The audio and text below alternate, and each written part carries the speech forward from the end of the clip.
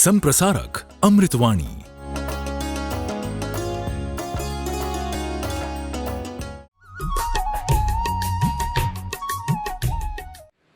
आर्हत वाङ्मय में कहा गया है,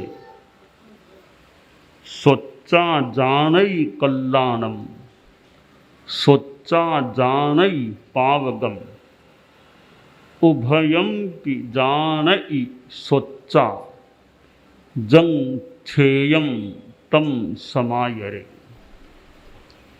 हमारे पास कर्णेंद्रिय श्रोत्रेंद्रिय है, और श्रोत्रेंद्रिय जिसके पास होती है, कान जिसके होते हैं, वह प्राणी पंचेंद्रिय ही होता है। पंचेंद्रिय है या नहीं, उसकी एक पहचान यह है कि उसके श्रवण का साधन है या नहीं। यदि श्रवण का साधन है यानी कान है, या कान के रूप में जो भी साधन है, इसका मतलब है वह प्राणी पंचेंद्रिय ही है, कान नहीं है। श्रवण का साधन जिसके नहीं है, वह पंचेंद्रिय प्राणी नहीं हो सकता। तो कान हमारे दो हैं, और बोलने का मुंह वैसे एक है। तो एक स्थूल भाषा में शिक्षा ली या दी जा सकती है कि सुनो ज़्यादा और बोलो कम, मुंह एक ही है। हालांकि और विवेचन किया जा सकता है, तो शिक्षा ली जा सकती है कि भी कान दो मिले हैं तो सुनो ज़्यादा और बोलो कम। बोलने से कई बार समस्याएं भी पैदा हो सकती हैं, और बोलना आवश्यक भी होता है। एक वाणी ऐसी होती है जो स्थिति को बिगाड़ दे, और एक वाणी ऐसी होती है बिगड़ी हुई स्थिति को सुधार दे, ठीक कर दे। तो वाणी का प्रयोग कैसा होता है, कहाँ होता है, क्या होता है, यानी कहाँ बोलना, कितना बोलना और कब बोलना, ये सब संतुलित हो, विवेक युक्त हो, तो हमारी वाणी बड़ी कल्याणी बन सकती है, और वाणी के द्वारा दूसरों का भला भी किया जा सकता है। और वाणी का प्रयोग ठीक न हो तो स्थिति को बिगड़ते भी कई बार देर नहीं लगती। एक राजा था, तो पड़ोस में दूसरा राज्य था।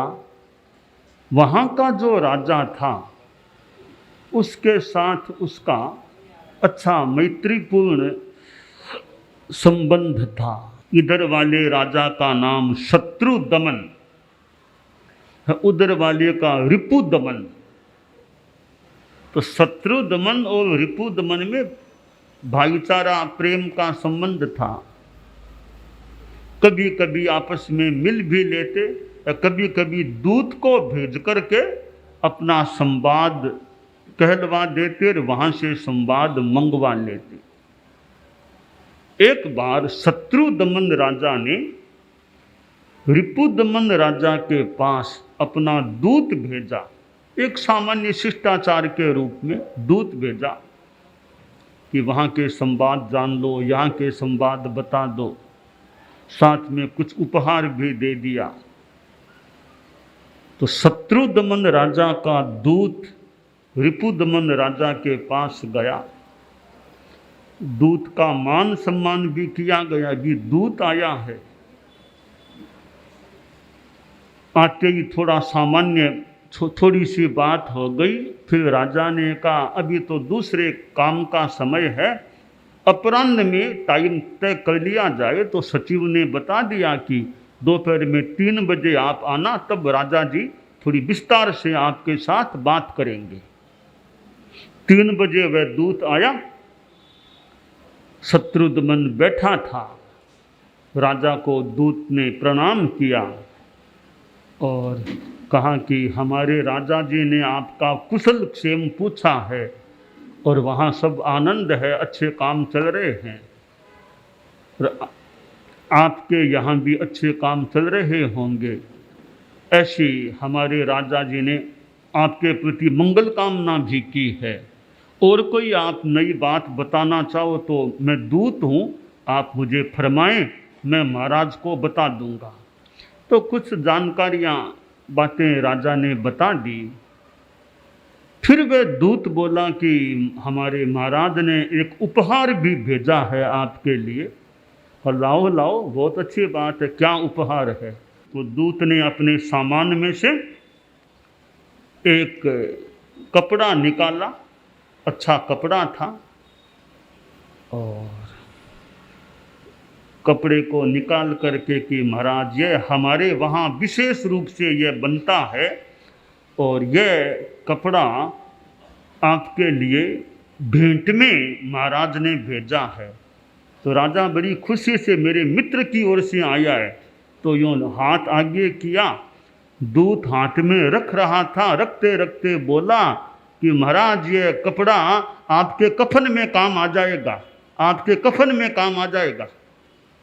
यह बोला और वो राजा थोड़ा एकदम नाराज हो गया कि क्या भाषा बोली है, अनमना सा हो गया। सचिव से कहा इसको जल्दी विदा करो यहाँ से, यह कपड़ा भी वापस दे दो, नहीं चाहिए, विदा करो यहाँ से।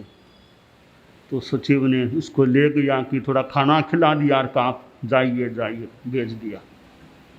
अब वो दूत अपने राजा के पास, शत्रुदमन के पास गया, वहाँ के संवाद सुनाए और फिर कहा कि वो महाराज तो मेरे से नाराज हो गए थे, मुझे जल्दी विदाई भी दे दी गई वहाँ से। क्यों, ऐसा क्या हुआ, बात क्या हुई थी? तो बात तो यूँ हुई थी, फिर मैंने वो आपका उपहार दिया, तो उपहार दिया तो उस समय का नहीं, उस समय मैंने इतना सा ही बोला था कि यह कपड़ा है ना आपके कफन में काम आ जाएगा। अरे ऐसा कोई बोलने का होता है, बात को बिगाड़ दिया सारा। राजा ने सोचा योग्य दूत नहीं है, दूत योग्य होना चाहिए, हर कोई दूत कई बार बात को बिगाड़ दे। दूत में बुद्धिमत्ता हो, कब क्या बात करना, कैसे करना, समझदार होना चाहिए, थोड़ा पढ़ा लिखा हो तो अच्छा काम कर सके। तो राजा ने सोचा मैंने योग्य आदमी को नहीं भेजा, ठीक है, अब बात बिगड़ गई तो सुधारनी भी होगी। एक दो महीना बीता, फिर एक दूसरे दूत को शत्रुदमन ने रिपुदमन के पास भेजा। वह दूत भी गया और यूँ ही वो राजा ने सोचा रे कहाँ से दूत, कि वो उस नगर से, राज्य से। तो कौन, वो ही तो नहीं दूत करना, वो तो नहीं है, दूसरा है। तो बुलाओ लाओ, फिर का टाइम बाद में बात करेंगे। फिर दोपहर में टाइम दिया गया, फिर सामान्य शिष्टाचार की बातें हुई। फिर वो भी बोला कि राजा जी ने उपहार भेजा है। उपहार की बात कई राजा का दिमाग ठनका कि फिर क्या उपहार लेकर आया है मीठा मिलकर। तो वो दूत खड़ा हुआ कि महाराज ये कपड़ा उपहार में भेजा है, और महाराज ने यानी हमारे राजा जी ने कहा है जैसे कपड़े में ताने बाने होते हैं मिले हुए, इसी तरह हम हमारे दोनों राज्य आपस में मिले हुए रहेंगे, एक दूसरे का सहयोग करते रहेंगे। जैसे शक्कर में मिश्री मिली होती है, वैसे हमारे संबंध भी इतने गहरे मिले हुए रहेंगे। हम हमेशा एक दूसरे के हित चिंतक रहेंगे, मौके पर एक दूसरे का सहयोग करेंगे। ऐसे जैसे ताने बाने हैं वैसे हमारे संबंध रहेंगे। यह सुना राजा खुश हो गया, बहुत अच्छी बात कही। तो राजा ने भी दूत को बहुत अपनी ओर से उपहार दिया, संदेश दिया। उस राजा के नाम की बहुत आपने अच्छे संवाद भेजे हैं, आपका योग्य दूत आया, बहुत दूत ने बहुत अच्छी तरह से बात की है। ऐसे दूत पर मुझे भी नाज है कि हमारे पड़ोसी राज्य में ऐसे दूत हैं, और मैं अपने राज्य के दूतों को भी शिक्षा दूंगा कि दूत कैसा होना चाहिए। सीखना हो तो शत्रुदमन के राजा के दूत से सीखो, कैसे दौत्य कर्म करना चाहिए। राजा खुश हो गया सब काम, तो पहले वाले दूत ने बात को बिगाड़ दिया, दूसरे वाले दूत ने बिगड़ी बात को भी सुधार दिया। तो वाणी ऐसी होनी चाहिए जिसमें माधुर्य भी हो, जिसमें यथार्थ भी हो, और मौके पर कौन सी बात कही जाए, मौके के अनुरूप बात हो, तो वह वाणी कल्याणी और काम की हो सकती है। तो हमारे कान जो सुनने के साधन हैं, हम सुने ज़्यादा, बोले कम। आवश्यकता पर बोलना भी चाहिए, बोलना भी अच्छा होता है, तो मोटा मोटी सुनो ज़्यादा, बोलो कम। सामने वाले की सुन लो, कुछ बात कहे, जितना कहना हो उतना कह दो, बाकी अपना शांति में रहो। तो कर्ण के द्वारा, कान के द्वारा हम सुनते हैं, संतों की वाणी भी सुनते हैं। संतों की वाणी बहुत अच्छी बात है। गांव में संतों का समागम होना बहुत अच्छी बात है, और संतों की संगत एक घड़ी आधी में पुनि आद, तुलसी संगत साध की हरे कोटि अपराध। या एक घड़ी आधी में पुनि आदि, तुलसी संगत साध की हरे आदि और व्याधि। जो भी हो, मूल सारांश है कि अच्छे संतों की, ज्ञानी संतों की संगति है। त्यागी संत हैं, एक घड़ी ठीक, आधी घड़ी भी ठीक, आधी में भी आधी, पाव घड़ी भी मिले, अच्छा लाभ उठाने का प्रयास हो, तो त्यागी संतों की संगति अपराधों को, पापों को दूर करने वाली बन सकती है। तो हमारे जीवन में हम सुनते हैं, सुनकर के ज्ञान प्राप्त करते हैं, सुनकर के कल्याण को भी जान लेते हैं, और सुनकर के पाप को भी जान लेते हैं। कल्याण और पाप दोनों को जानकर जो श्रेयस्कर है, छेक है, अच्छा है, उसका आचरण करना चाहिए, और जो गलत है उसको त्यागना चाहिए, छोड़ देना चाहिए। तो ये वाणी सुनने को मिले, कोई त्यागी हो और ज्ञानी हो, ज्ञानी की वाणी मिले। तीर्थंकर होते हैं, वे तो परम ज्ञानी होते हैं, उनसे बड़ा कोई ज्ञानी आदमी दुनिया में होता नहीं है। तीर्थंकर अरहत सर्वज्ञ केवली हैं, उनसे बड़ा दुनिया में और ज़्यादा कोई ज्ञानी होता नहीं, यह सिद्धांत की बात है। तो तीर्थंकर अभी भी वैसे बताए गए हैं, दुनिया में हैं तो सही। सीमंधर स्वामी आदि तीर्थंकर आज भी दुनिया में हैं, और सीमंधर स्वामी जो अरहत हैं, किंतु हमारी जो एरिया है, ये इस एरिया में अभी कोई तीर्थंकर नहीं बताए गए हैं। भगवान महावीर लेटेस्ट तीर्थंकर हुए थे 2500 वर्ष पहले, अब करीब 2550 वर्ष लगभग होने वाले हैं भगवान महावीर का निर्वाण हुए। तो 2550 वर्ष लगभग करीब पहले भगवान महावीर का कार्तिक कृष्णा अमावस्या को परिनिर्वाण हो गया। तो मानो एक बार वो तीर्थंकरों की परंपरा है ही, 24 तीर्थंकरों की परंपरा 24 ही वो संपन्न हो गई। 72 जिनालय की बात, 72 तीर्थंकर की बात आती है। अतीत की उत्सर्पिणी के 24, वर्तमान की अवसर्पिणी के 24 और आगामी उत्सर्पिणी के 24, यूँ 72 जिन तीर्थंकरों की बात भी आती है। तो खैर आगामी वाले तो आगामी में होने की बात है, वर्तमान वाले हो चुके हैं इस अवसर्पिणी वाले। तो अभी कोई तीर्थंकर हमारी इस एरिया में नहीं है, जो हैं वो महाविदेह में जो भी हैं, तो वे सिमंदर स्वामी आदि, तो उनके दर्शन अभी दुर्लभ मान लें, दुर्लभ हैं उनके दर्शन हमारे लिए। तो फिर वर्तमान में जो हैं उनसे काम चलाने का प्रयास करें। शास्त्र हमारे पास और जो आचार्य आदि आदि जो हैं उनसे जितना हम ज्ञान प्राप्त कर सकें वो प्राप्त करने का प्रयास कर सकते हैं। तो हमारे जीवन में आत्मज्ञान, शुद्ध ज्ञान, सम्यक ज्ञान वो हमारा विकसित हो, सम्यक दर्शन, सम्यक ज्ञान हमारा ठीक रहे। और सुनते सुनते कई बार ऐसा ज्ञान मिल जाता है कि आदमी की समस्या का समाधान उसे मिल सकता है। तो ये वाणी कल्याणी होती है, वो समाधान देने वाली एक ऐसी वाणी मिलती है, आदमी का दुख दूर हो जाता है। एक ऐसी संतों की वाणी सुनी, ज्ञान की वाणी सुनी, मन में जो दुख होता है वो दूर हो जाता। कोई दुखी आदमी होता है, उसकी दुख की कथा सुन लें, थोड़ा उसको सांत्वना का कुछ बता दें तो कई बार दुखी आदमी को इतना वो सहानुभूति मिलती है, उसका दुख भी मन का कम हो सकता है या दूर हो सकता है। तो दुनिया में दुखी आदमी भी हैं, दुनिया में दुख भी हैं। जितना संभव हो सके हम दूसरों का मानसिक संक्लेश, क्लेश, दुख दूर करने का प्रयास करें। ठीक है, और कुछ न भी दे सकें, अच्छे शब्दों को देकर भी उसका दुख दूर कर दें। और मान लो उसकी अपेक्षा की सारी पूर्ति करना संभव नहीं है, सांत्वना के 2 शब्द भी उसको दे दें तो भी उसे शांति मिल।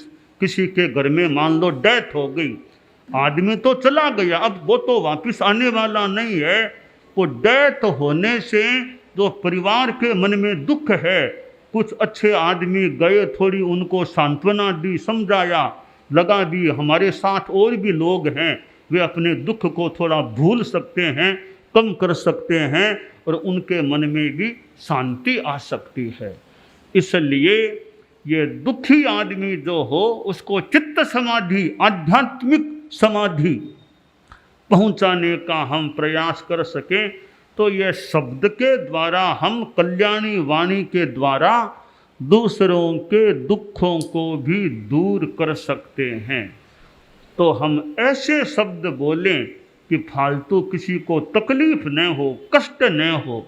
एक शब्द से कष्ट हो जाए, वो एक आदमी जिसके जन्म से ही आँखों में रोशनी नहीं थी, यानी अंधा आदमी था, थोड़ा बड़ा हो गया, उम्र भी आ गई, आँखें तो थी नहीं, फिर भी अपना काम चलाता था, लकड़ी के सारे थोड़ा इधर उधर घूम लेता और काम चलाता, कुछ लोग सहायता कर देते।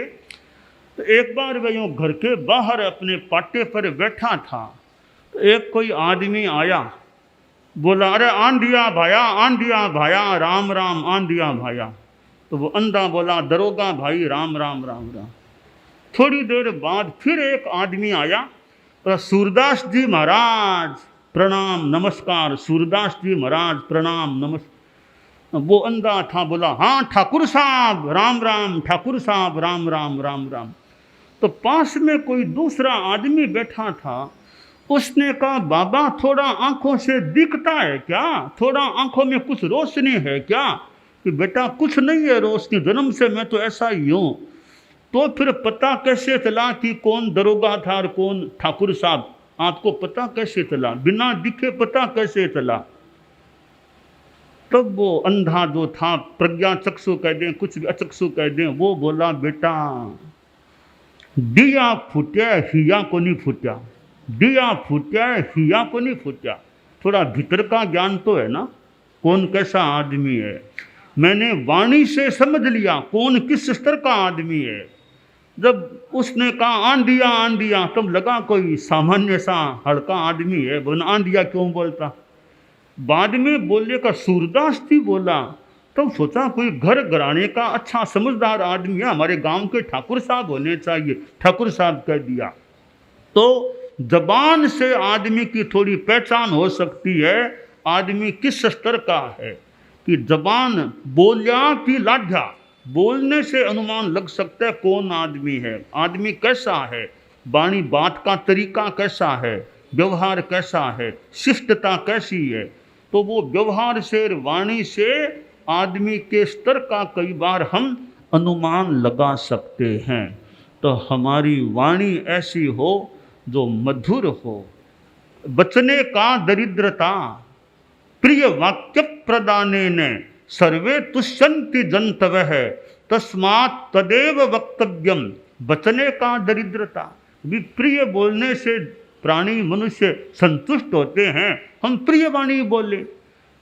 बोलने में कंजूसी क्यों करना, अच्छी भाषा बोले।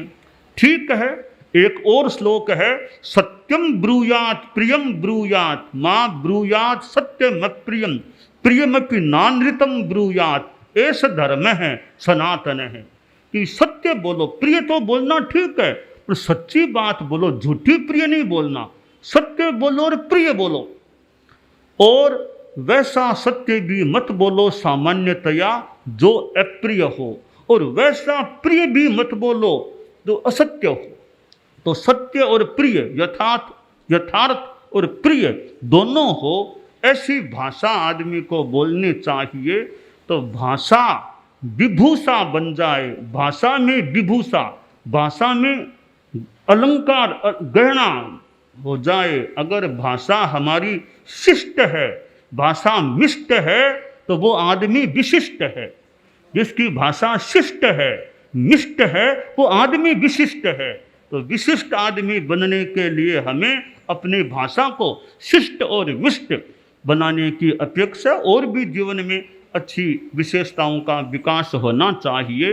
तो आज बाणगाम आए हैं, यहाँ की जनता में भी जैन अजैन जो भी हैं, इंसान सभी जैन है तो जैन धर्म के अनुसार भी अपनी साधना करें, अजैन है तो अपने ढंग से अध्यात्म की धर्म की अच्छी साधना करें। सद्भावना, नैतिकता, नशा मुक्ति, ये चीज़ें गांव के लोगों में अच्छे रूप में रहें तो सभी में वो धर्म की चेतना, धर्म की भावना रहे, यह काम्य है।